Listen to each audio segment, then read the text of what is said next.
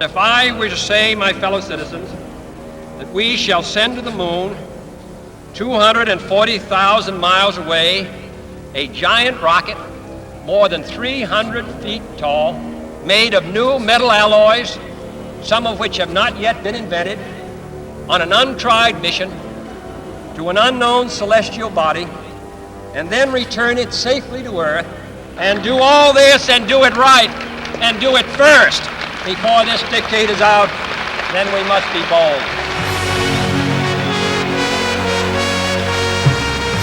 A mere 7 years after President Kennedy shocked, amazed, and motivated all of America with his moon goal, 3 astronauts, Frank Borman, William Anders, and James Lovell, actually visited the moon. These space pioneers did so on the shoulders of over 400,000 American workers who built and perfected space technology so that all of America, and the rest of the world for that matter, could vicariously spend Christmas 1968 at the moon.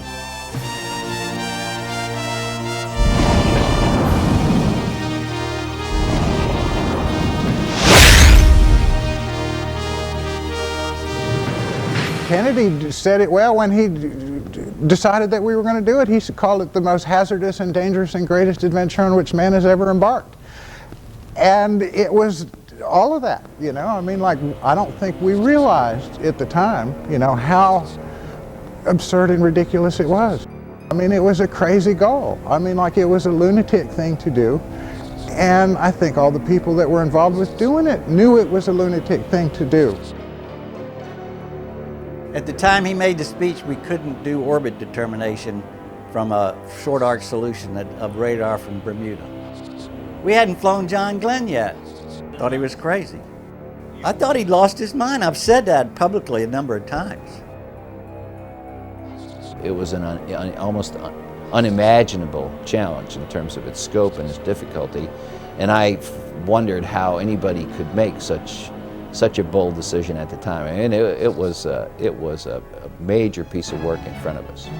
And the space theater, a new one to people, was begun to be seen as an area of competition between the major powers, that is the United States and Soviet Union.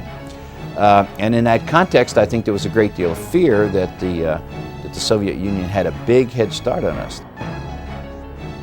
The Soviet competition, I think, was a great motivation for the American space program.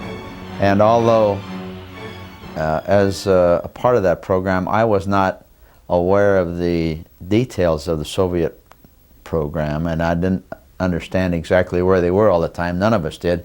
We all knew they were very competent, they were very motivated, and that the resources of that country were totally dedicated to accomplishing the goal, which was to beat us to the moon. So it was a very exciting, kind of rewarding, energetic, I mean, kind of electricity in the air kind of a time, all against the background of this threat from the Soviet Union, the sense of competition, the sense of never knowing where they were in their program and when they were going to spring a surprise on us that would leave us, in effect, behind in this competition that we're engaged in. I remember looking at film of launches, frankly, most of which seemed to end up in a disaster rather than a successful launch in space. So we had an environment where the technology base was beginning to be there, but was very tenuous. NASA and all of America, however, were soon dealt a devastating blow in the space race to the moon. During a ground test in January 1967, the first Apollo capsule, Apollo 1, exploded in flames, killing its 3 astronauts, Gus Grissom, Ed White, and Roger Chaffee. NASA personnel gutted the remaining Apollo capsules and were alarmed to find more than 1,000 critical faults in wiring and hatch construction. It was tragic. I was sitting there directing the test, and to have this happen, it took us totally the sense of shock. but our job was to recover. The astronauts had always said, you're going to lose people. Don't stop, keep moving, because it's what we want. And that's what we did. You know, after Apollo 1, they lost 3 people in Apollo 1. They still fixed it, and they were flying to the moon a year and a half later. You know, to where, like, they didn't stop in those days, you know? I mean, they had a problem, they said, okay, fix it, get on with it. So a redesign of the hatch to be an outward opening hatch and a total elimination of consumables inside that ship were the 2 big design changes that were made after the fire. Borman was the guy that was in the middle of the Apollo fire investigation. He was the guy that drove the whole thing. He was the guy that booted North America in the butt when they needed to be booted. And he became the very highly respected astronaut, not only by his peers, but by us. On top of that, Borman was probably the most trusted, most deserving, most accomplished astronaut of the group. As a direct result of Frank Borman's involvement in the Apollo 1 fire investigation, he was chosen to command the first manned mission using the huge and complex Saturn V rocket, a mission that was originally designed to test all of the systems in Earth orbit. However, in the summer of 1968, very disturbing news came regarding the Soviet flight of an unmanned Zond space probe, which circled the moon. Western intelligence agencies identified this probe as potentially being refitted to include at least 2 cosmonauts. The Soviets soon followed this success with the manned Soyuz 3 mission to Earth orbit in October. Then, in November, another Zond probe made yet another round trip to the moon. The world watched and waited for an anticipated Soviet attempt to send a cosmonaut to the moon. Faced with the prospect of the Soviets reaching the moon with a manned mission first, and scoring a major propaganda coup in the process, NASA made the bold decision to send Apollo 8 into lunar orbit on Christmas Eve and beat the Russians to the moon at any cost. Apollo 8 had its mission changed in August when NASA learned that the Soviets were planning a lunar flyby before the end of 1968. And so we were abruptly changed from a Earth orbital mission, which was simply a systems checkout mission. And after that mission had been changed, of course, we worked very, very diligently to get our adjustment ready and to get our training done so that we could fly the mission. When we decided to do Apollo, or started to plan Apollo 8, we only allowed 3 or 4 guys in our whole organization to know what we were doing. Because we did not want the Russians to know what we were doing. I mean, we were all running, man. Zoom, 7 days a week, all our waking hours. And I'm hiring people. Shit, I'm hiring people like crazy. In my organization, everybody else is doing the same thing. The original Apollo 8 crew was Bill Anders, Mike Collins, and myself. And then Mike had a bone spur in his neck, and he had to have it operated on. And so Jim Lovell moved up to take Mike's position.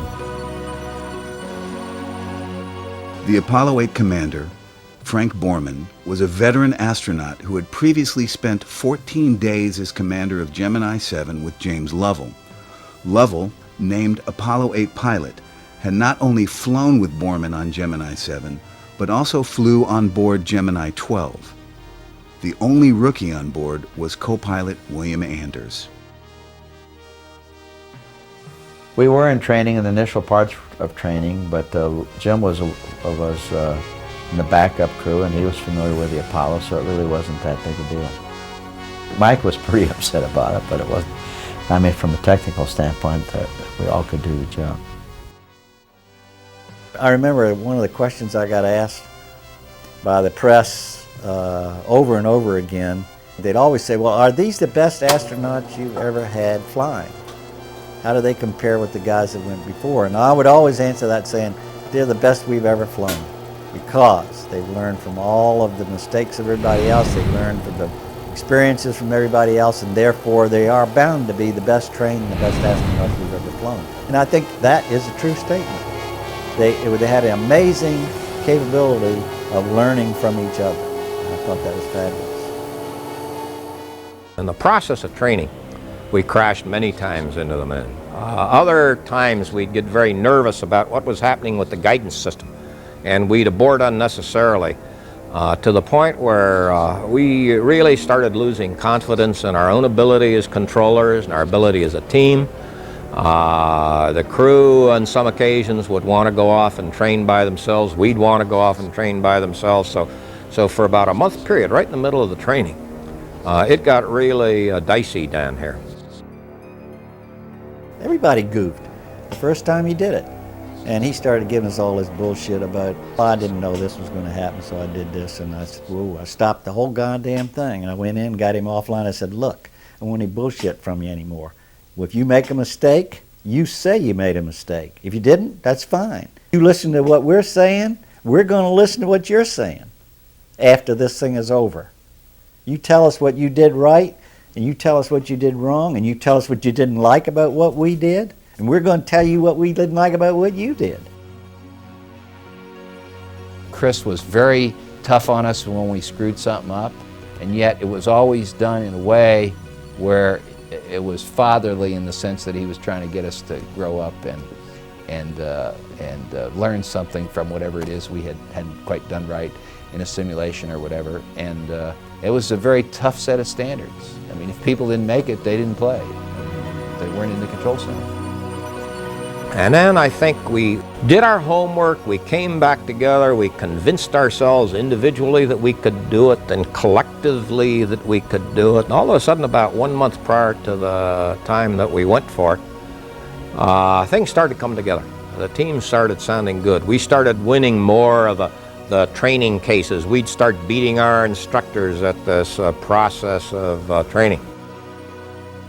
These people really had to work like crazy. You know, around the clock, day after day. It was very destructive to family relationships.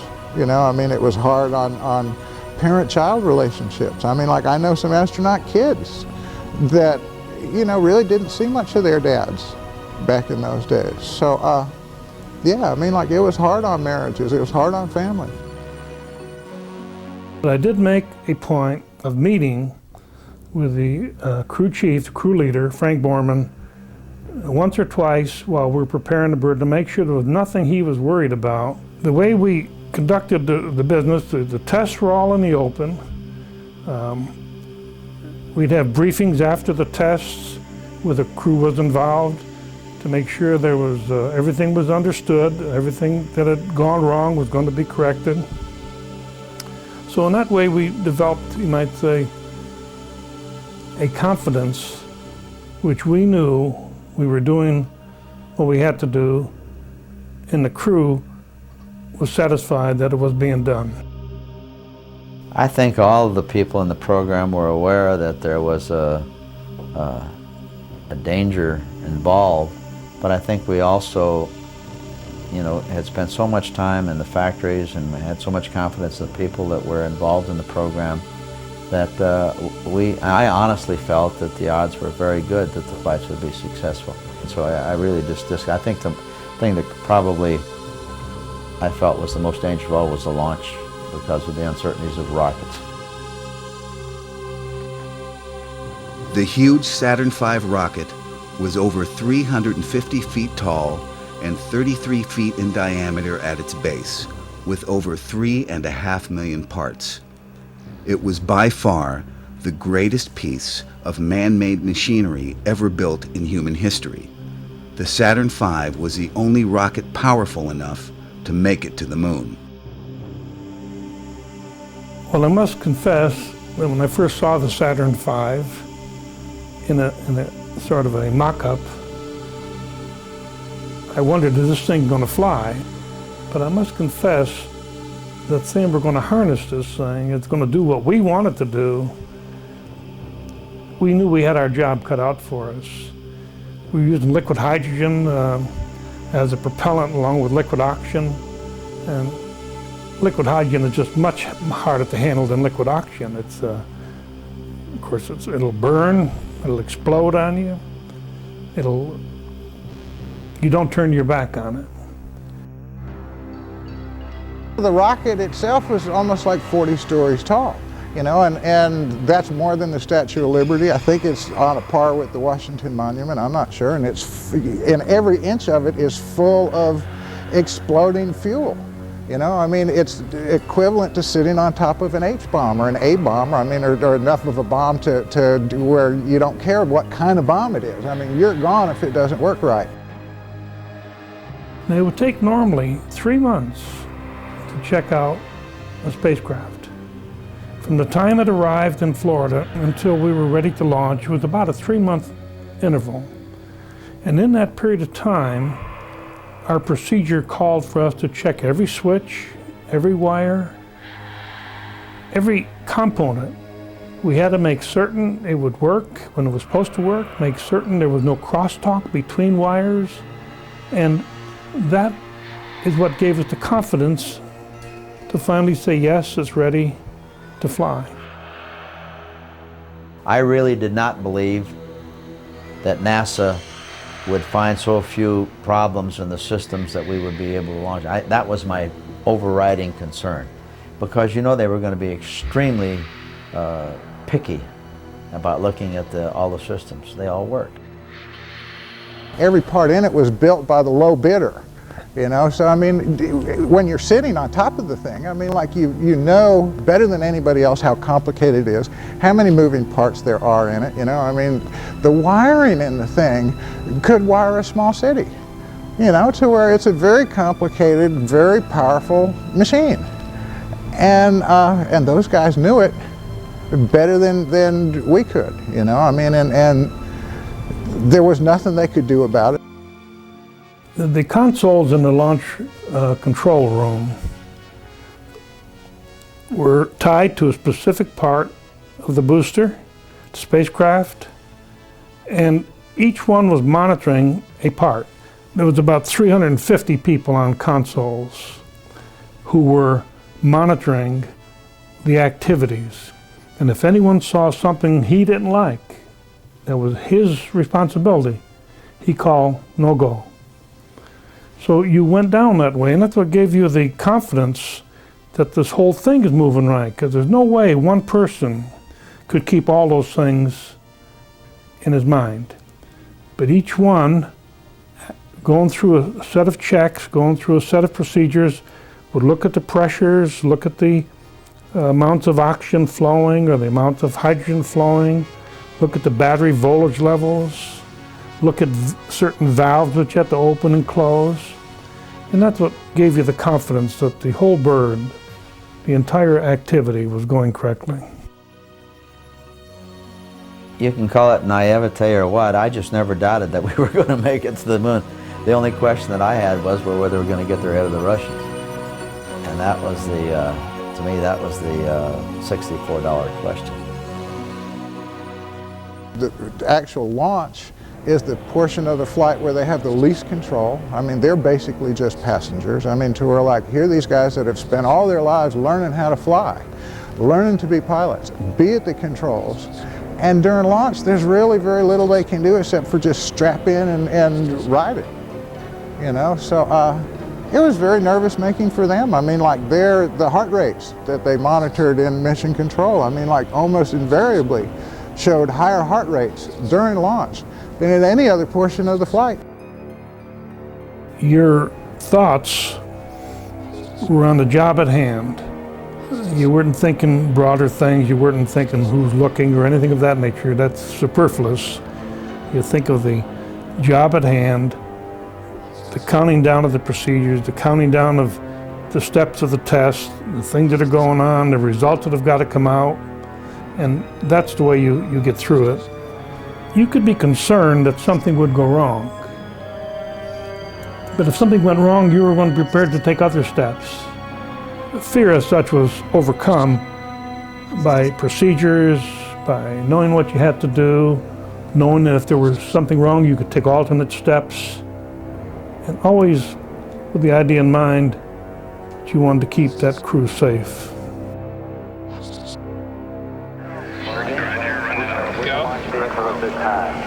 All the second stage tanks now pressurized. 35 seconds and counting. Go. T-minus 20 seconds and counting. Guidance internal. 15, 14, 13, 12, 11, 10, Retro. 9, engines on. 5, 4, 3, 2, launch commit. Go.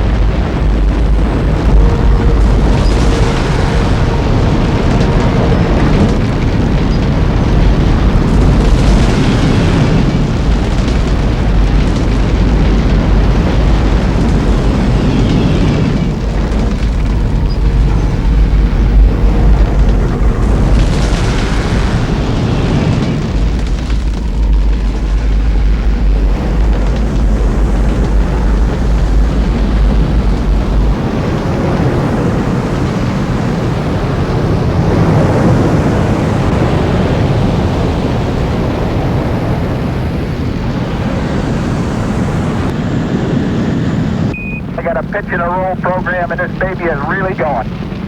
Roger that. Stand by for mode 1 Bravo. 1 Bravo.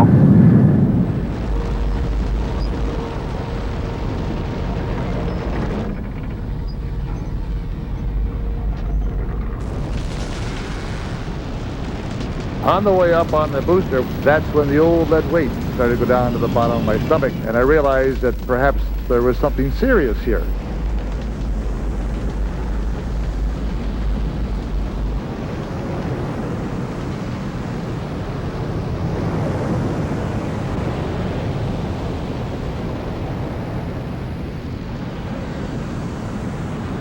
Apollo Houston, you're right smack dab on the trajectory. Your IU's doing a beautiful job.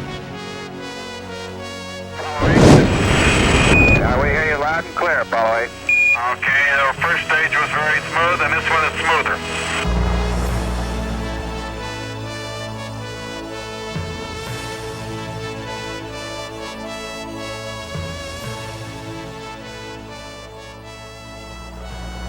Apollo 8 Houston, your trajectory and guidance are go, over.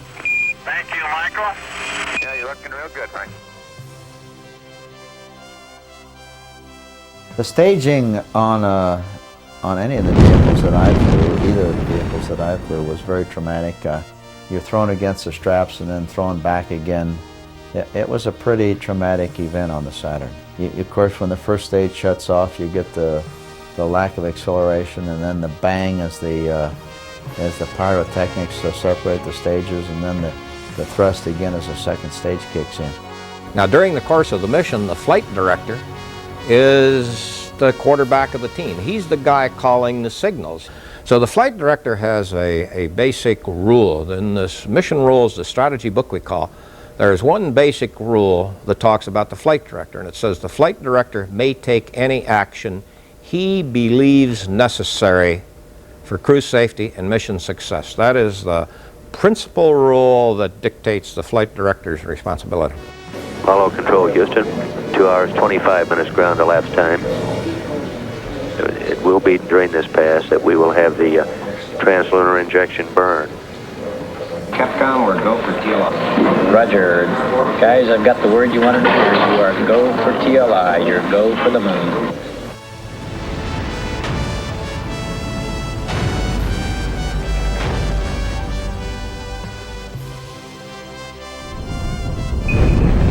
Confirms ignition. And the thrust is okay, booster says. And Borman says we've got SECO.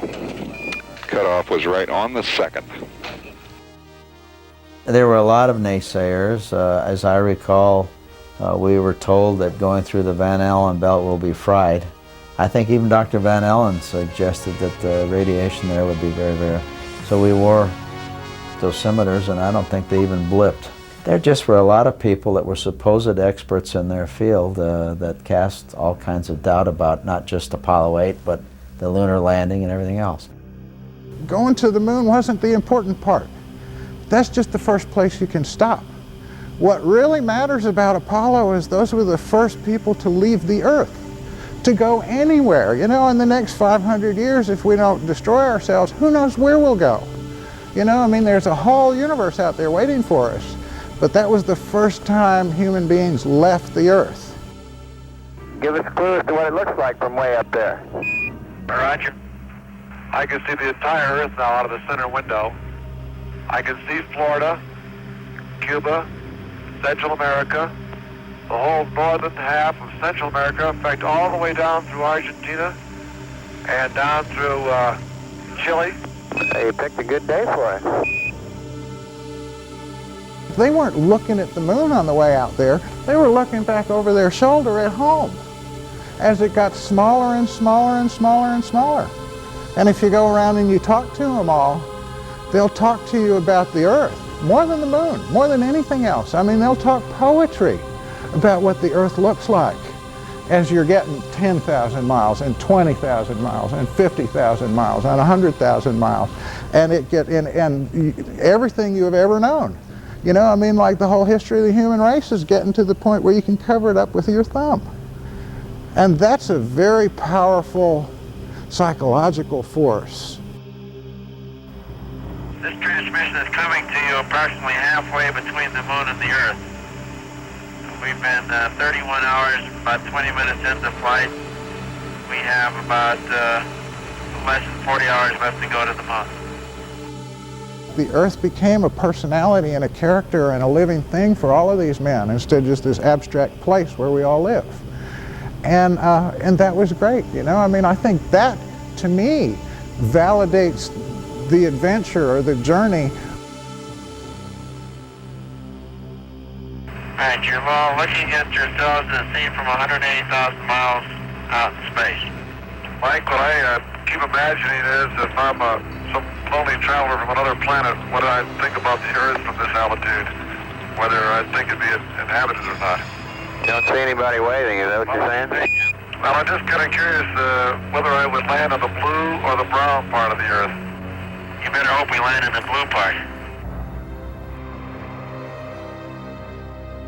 Going to the moon, we hardly saw the moon. I don't believe we ever saw the moon. We fired the service module engine in complete darkness, and at the instant, one of the overriding parameters that would tell you whether you were on course or not was to look down and see the lunar sunrise. And at the instant we were supposed to see it, there it was. You know, I sound like a man be paid, but I have enormous respect for the people that did that. As I understand, the people that programmed that trajectory the average age was 29 years old. I was the 4th flight director that was named, and I was 27 at the time, and all my colleagues in the control center were a year or two less than that. I mean, most of them were 25 at the time, right out of college.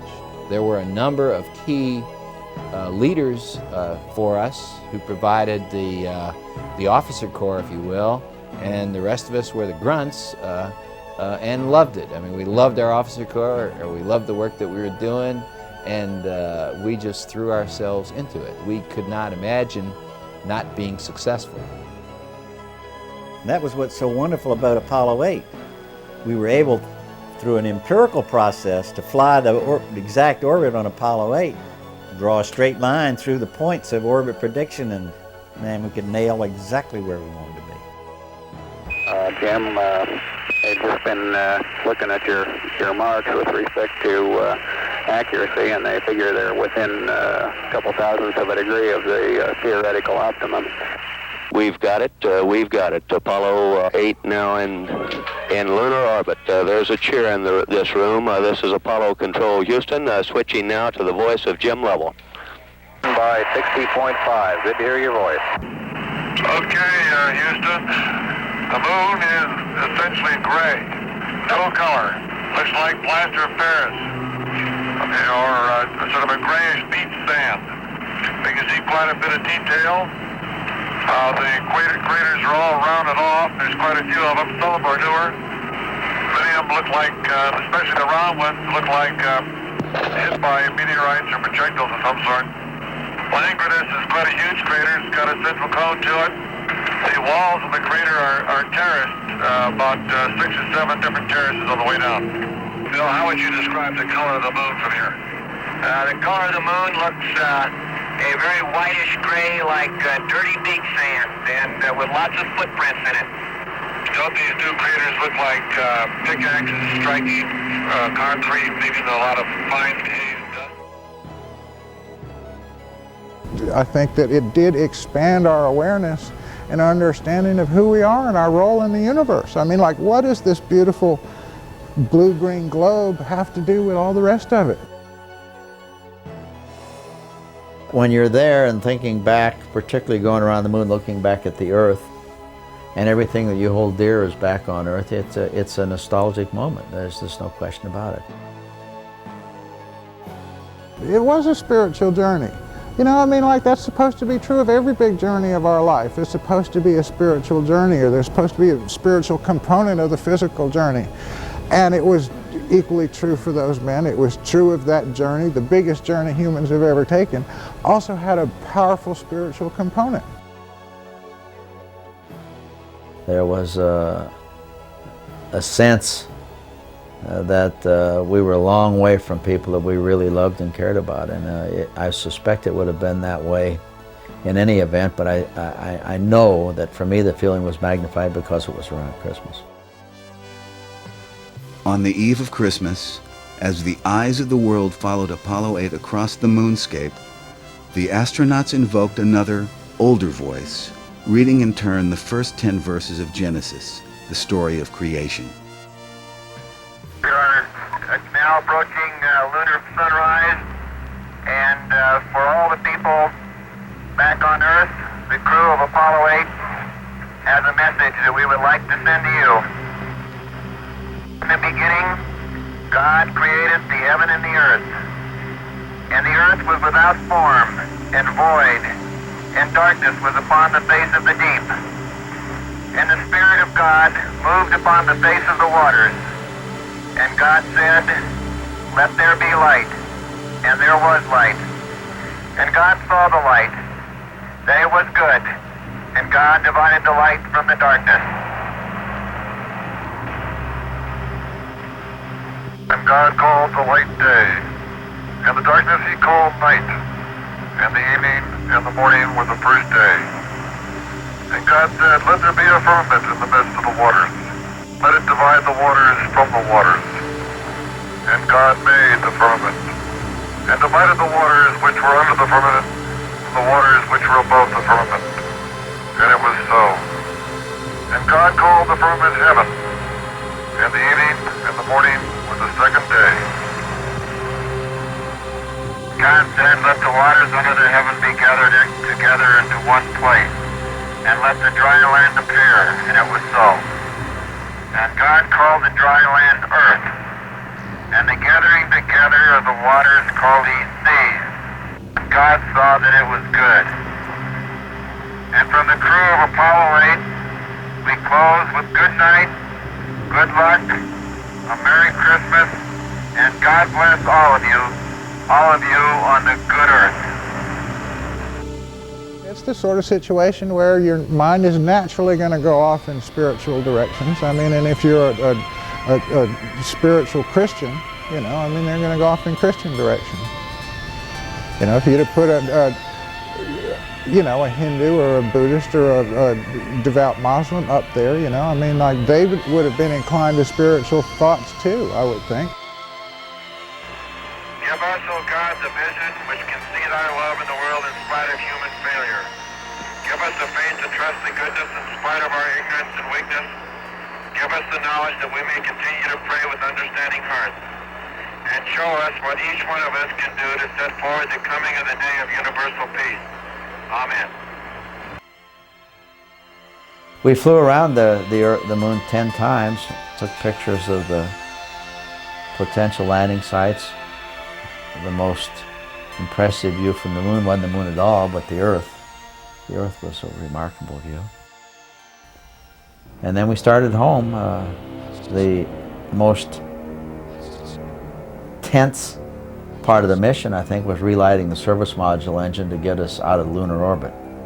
If that hadn't happened, I'd still be circling the moon. There's nothing anybody could have done for us then, though. If it didn't work, it didn't work. Hey, baby. 8, 7, 6, 5, 3, 2, 1, burn. Burn? Like I said, you're burning. 4 to go. You're burning.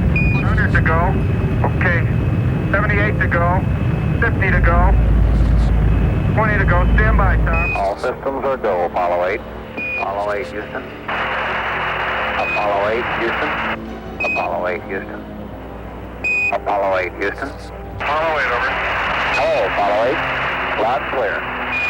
Roger. Please be informed there is a Santa Claus. That's affirmative. You're the best ones to know. It appears that we did a grave injustice to the food people. Santa Claus brought us a TV dinner each, which is delicious. Turkey and gravy, cranberry sauce, grape punch, outstanding. Roger, Jim. Glad to hear it. Yeah, we're down here eating cold coffee and bologna sandwiches. I think I must have the feeling that the travelers in the old sailing ships used to have. We've gone on a very long voyage away from home, and now we're headed back.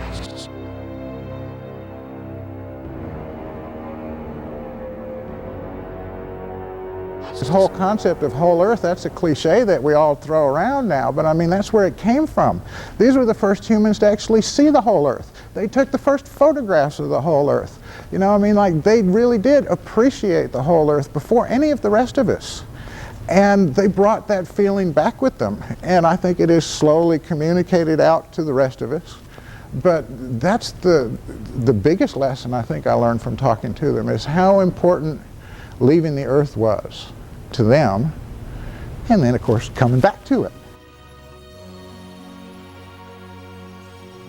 Well, Ken, that just leaves you or I. How about you and I? Anything exciting happen today? We're real quiet down here. Everybody's smiling. Everything's pretty calm, like it should be on Christmas. Very good. Yeah, Bill says we're in a period of relaxed vigilance. Very good. We'll relax, you'll be vigilant.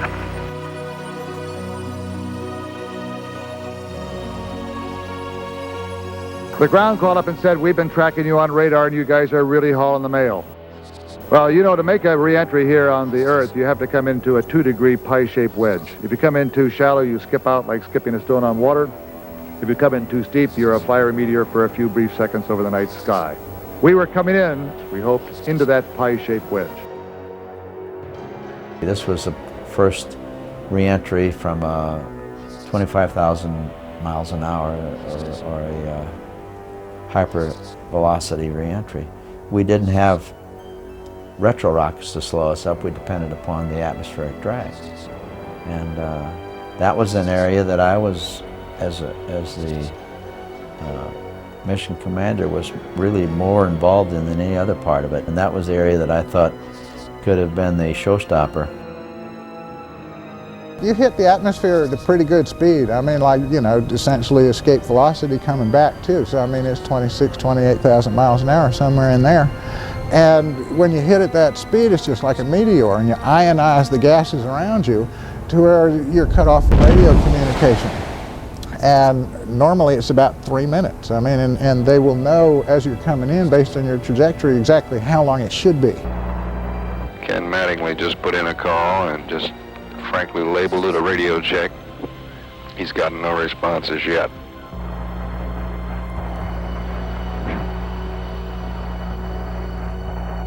Ken Mattingly puts in another call.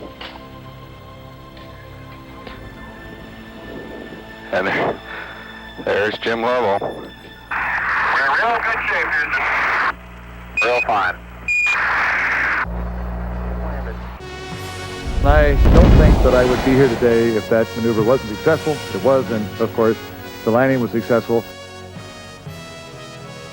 I was in the Mission Control Center in Houston. I had flown from Florida to Houston for that, and it was like a dream come true. You saw the ship come in, you knew you could catch it long range, and you saw the chutes open up, and you saw it touch down in the ocean, and it was just a dream come true. But it took a lot of hard work to do it. Personally, when you look at the amount involved and the complexity involved, I also believed that there was the good Lord helping us. It would be a miracle to think we could have done it without an assist from the good Lord. My feeling regarding the NASA team is one of enormous respect. Respect for their technical competence, respect for their integrity, respect for their management skills, and respect for their dedication. This was a unique experience, and as long as I live, I'll always think that the most fortunate thing that ever happened to Frank Borman was be able to be a part of that team. I think it was a unique time in history. We had everything going for us, including the support of the American people. If you look at a lot of the hype you see in TV and movies, they see us celebrating virtually every event in the mission. That is not the case.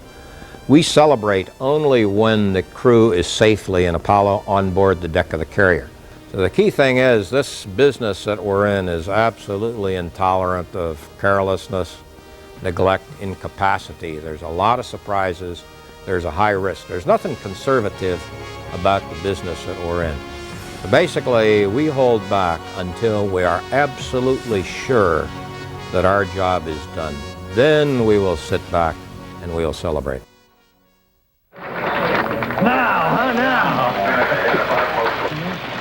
We brought the flags out in this room. And I think that sort of said, hey, thank God for America, and thank God for this country that has let us work in such a marvelous program. We were considered a bunch of hotshots. We were considered arrogant. And I used to come back from Washington and tell my whole organization at the Johnson Space Center, I said, people in Washington think we're arrogant. I said, the day I come back from Washington and they don't think I'm arrogant, that's the day I'm leaving. Well done, young man. Outstanding. Then we passed around cigars in this thing here, and this is when we could smoke in the control center. People would do this, and we'd light up the cigars. And that was, hey, our thanks to the team. Then we met with the other crews and the program managers. We opened the doors to this room, and these hundreds of people would come into the room, all of whom had one little piece of this mission, but without whom we couldn't have done this mission. There was just a feeling of togetherness, bond, unity, accomplishment. Apollo 8 was the most important flight of Apollo, by far, no comparison. Apollo 8 was a major leap forward of anything we had planned to do. And being able to do that in the time span that we did it, with the guts of the management, was totally the most significant step in Apollo. Those of us on the flight team, I think, felt like we passed through the threshold of knowing we were going to get to the moon when we did Apollo 8. We were able to support a decision to go to the moon on the second manned flight, and I think it was the turning point. From then on, it was downhill for us. We had a lot of things to do, but it was downhill, and we knew we were going to make it. As a direct result of the success of the Apollo 8 mission, the final preparations for an actual moon landing became possible, a feat that later became reality on July 20th, 1969, when Neil Armstrong and Buzz Aldrin of Apollo 11 set foot on the lunar surface. Picking up some dust. Straight shadow. 4 forward, drifting to the right a little. 30 seconds. Forward, just. Contact light. Okay, engine stop. We copy you down, Eagle. Houston, Tranquility Base here.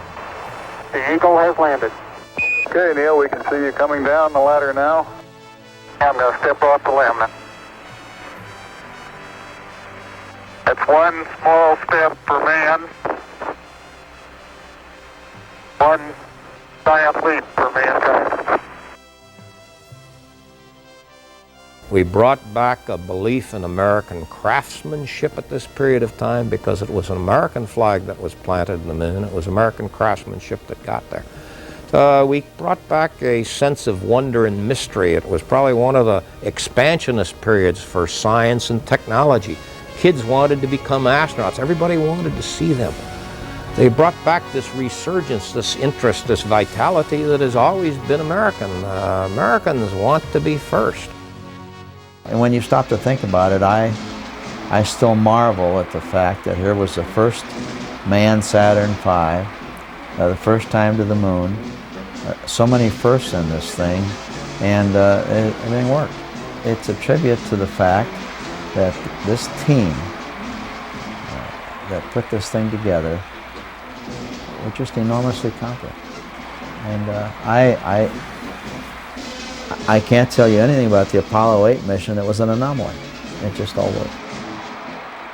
Frank Borman stayed with NASA up through Apollo 11, then retired in 1970, and is currently on the board of directors of several aerospace and scientific corporations. William Anders also retired from NASA in 1970 and now runs the Anders Foundation, a philanthropic organization. James Lovell was later assigned as the commander of the ill-fated Apollo 13 mission, where an explosion on the way to the moon caused an abort of the mission.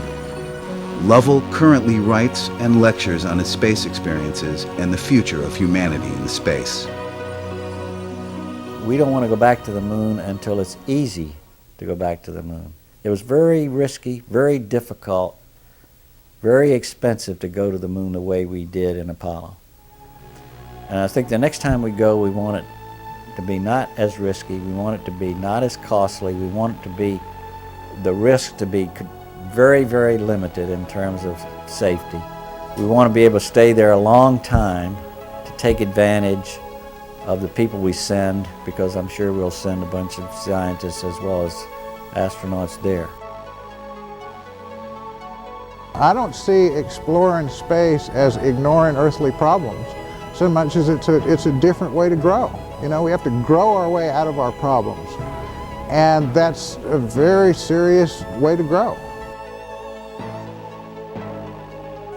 I hope and believe that there should be someday a lunar colony, much as we have a scientific colony in Antarctica, because I think mankind's knowledge will be enhanced, and their understanding of our total environment will be enhanced. But from the romantic standpoint, you know, I think it's going to be tough. I think it's going to be grueling missions. I think being up there manning those stations will be hard work.